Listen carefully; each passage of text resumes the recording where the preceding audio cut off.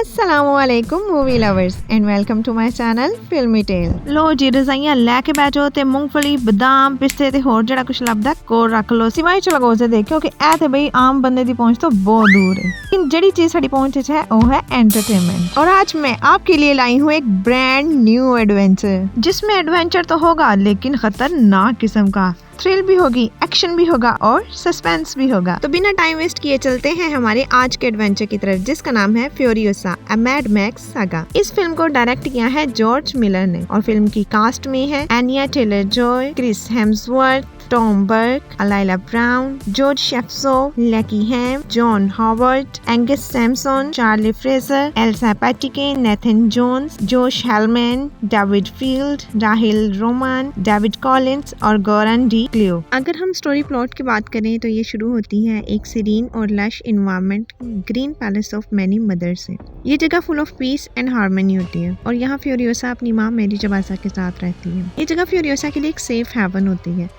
लेकिन उसका ये पीसफुल सफर तब अब्रप्टली खत्म हो जाता है जब एक ब्रूटल बाइकर गैंग जो वॉरलॉर्ड डिमेंटिस की लीडरशिप में होता है ग्रीन पैलेस पर हमला करता है। इनका ये हमला बगैर किसी मर्सी के होता है और ये फ्यूरियोसा और उसकी माँ मैरी जबासा को किडनैप कर लेते हैं। मैरी जबासा अपनी बेटी को बचाने के लिए अपनी जान तक कुर्बान करने के लिए तैयार हो जाती है और अपने लास्ट मोमेंट में वो उसे एक मैसेज देती है, कभी भी हार मत मानना और अपना रिवेंज जरूर लेना।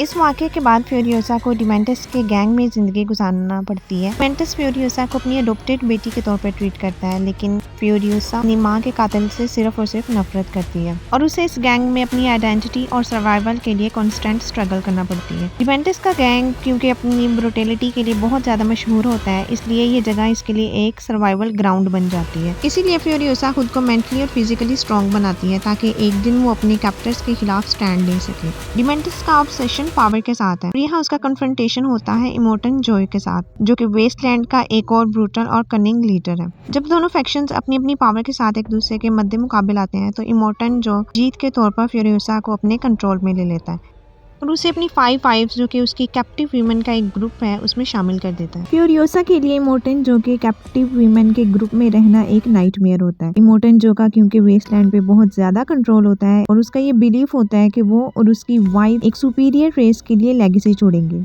लेकिन दूसरी तरफ फ्यूरियोसा इस कंट्रोल और ऑपरेशन के खिलाफ एक साइलेंट रिबेलियन की प्लानिंग करने लगती है।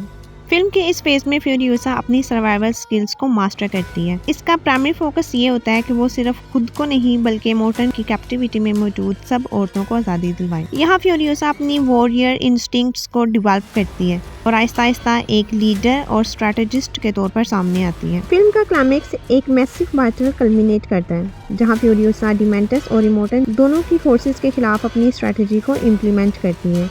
ये बैटल सिर्फ एक रिवेंज नहीं होती है बल्कि ये एक रिबेलियन होता है against the system of operation जो इन दोनों वारलॉर्ड्स ने बनाया होता है। यहाँ फ्यूरियोसा अपने आप को सिर्फ एक कैप्टिव नहीं बल्कि एक वॉरियर और लीडर के तौर पे प्रूव करती है। क्लाइमेक्स के दौरान फ्यूरियोसा का पास्ट और उसका पेन उसके हर एक्शन में दिखाई देता है और जब वो इन दोनों वारलॉर्ड से रिवेंज ले रही होती है तो वो सिर्फ अपने लिए रिवेंज नहीं लेती है बल्कि उन सब के लिए जस्टिस लेती है जो कि इन दोनों वारलॉर्ड्स के जुल्म का शिकार हुए होते हैं। कहानी के एंड में फ्यूरियोसा एक लिबरेटेड और एम्पावर्ड इंडिविजुअल के तौर पर सामने आती है। उसकी ये जर्नी एक टेस्टामेंट बन जाती है स्ट्रेंथ और रेजिलियंस की।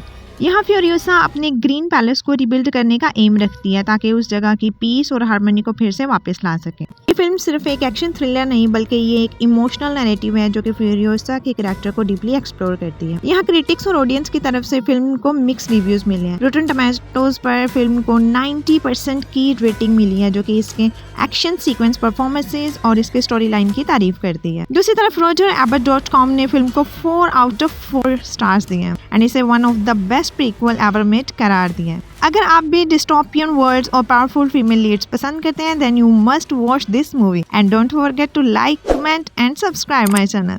Thank you so much.